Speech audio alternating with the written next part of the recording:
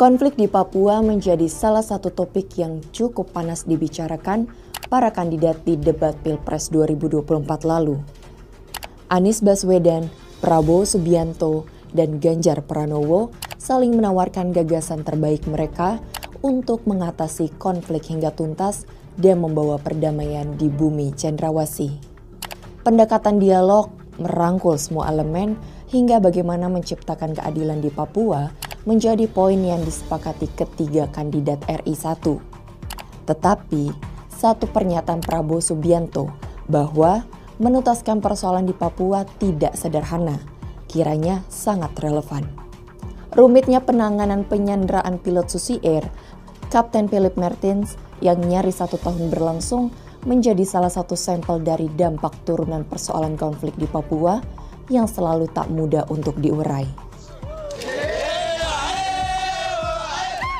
Lalu, seperti apa sebenarnya riwayat konflik di Papua dan masa depannya di tangan pemimpin baru Indonesia nantinya?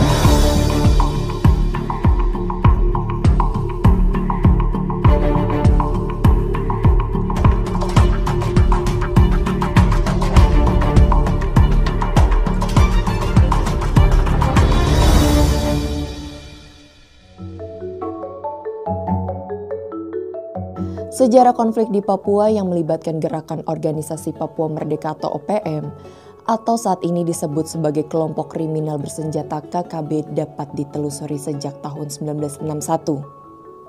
Saat itu, Belanda yang tengah mempersiapkan dekolonisasi Papua melalui New Guinea Council memantik sebagai simbol nasional mereka.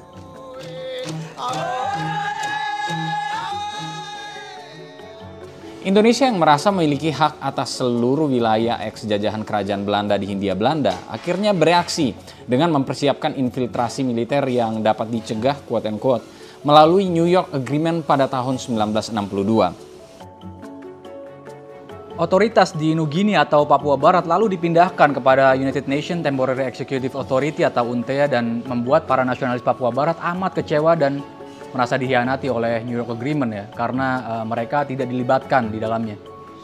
Ya, kontrol pemerintah dengan pengerahan militer menimbulkan resistensi dari masyarakat Papua.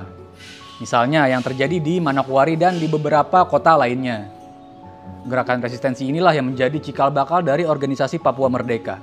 Awalnya terdapat dua faksi utama dari OPM ini ya, yakni faksi pertama di Jayapura di tahun 1963 yang dipimpin oleh Aser Demotekai, dan faksi lainnya lahir di Manokwari pada tahun 1964 dan dipimpin oleh Terianus Aroger. Selalu terdapat pro kontra dalam isu Papua. Presiden Soekarno dinilai terlalu mempraktikkan cara ambisius untuk merangkul Papua. Sementara Presiden Soeharto menawarkan solusi PPRA atau penentuan pendapat rakyat yang cukup kontroversial pada tahun 1969. Pemberian nama Provinsi Irian Jaya pada tahun 1973 pun menjadi salah satu titik awal eskalasi gerakan resistensi menjadi perjuangan bersenjata. OPM lantas mendapat dukungan dari sejumlah kelompok masyarakat di Papua plus simpati internasional seperti dari Tuvalu dan Vanuatu saat itu. Kendati memiliki semangat yang sama, gerakan OPM juga memiliki kelemahan setelah sedekade berdirinya. Utamanya saat tokoh pionir yakni Jacob Pre dan Setrum Korem berkonflik untuk posisi sentral kepemimpinan organisasi ya pada akhir tahun 1970. Keberadaan Freeport di Papua juga menambah variabel resistensi. Presiden Soeharto pun mengerahkan ABRI ke Papua dan kian memanaskan tensi di sana. Bahkan, konflik terus terjadi di beberapa periode setelahnya. Misalnya, saat krisis Sandra Mapenduma di tahun 1996. Konflik juga masih terjadi setelah Soeharto tumbang, juga hingga saat ini. Tokoh kunci di OPM atau KKB juga telah silih berganti, seperti Kelly Kwalik, Goliat Tabuni, belum termasuk juga Beni Wenda. Begitu pula dengan kepemimpinan di Indonesia. Namun hingga hari ini belum ketemu kesepakatan damai yang pasti soal masa depan konflik di Papua. Nah, memang tidak bisa dipungkiri bahwa saat berbicara konflik di Papua, entah bagaimanapun konteks dan arah perspektifnya, selalu muncul kontranarasi bahwa Jakarta atau luar Papua cenderung tidak memahami persoalan sesungguhnya. Dan inilah yang ternyata menjadi salah satu faktor penghambat titik tengah penyelesaian konflik di sana. Ya, saat berbicara penyelesaian gerakan separatisme memang tidak mudah ya. konflik di Papua tidak bisa diselesaikan hanya dengan kekuatan senjata TNI maupun Polri. Dan begitu pula bagi OPM atau KKB. Bagi pemerintah Indonesia tentu butuh waktu dan keterlibatan banyak pihak untuk menangani konflik Papua dengan karakteristik pemberontakan atau separatisme yang demikian ini. Berkaca pada kasus orang-orang Kurdi misalnya di Anatolia, Turki yang telah berlangsung 200-an tahun konfliknya dan hingga hari ini belum selesai. Tapi tentu jangan sampai selama itu pula persoalan Papua ini tidak menemui titik terang. Karena bagaimanapun juga keadaan yang damai itu tentu akan membantu pembangunan kesejahteraan masyarakat Papua.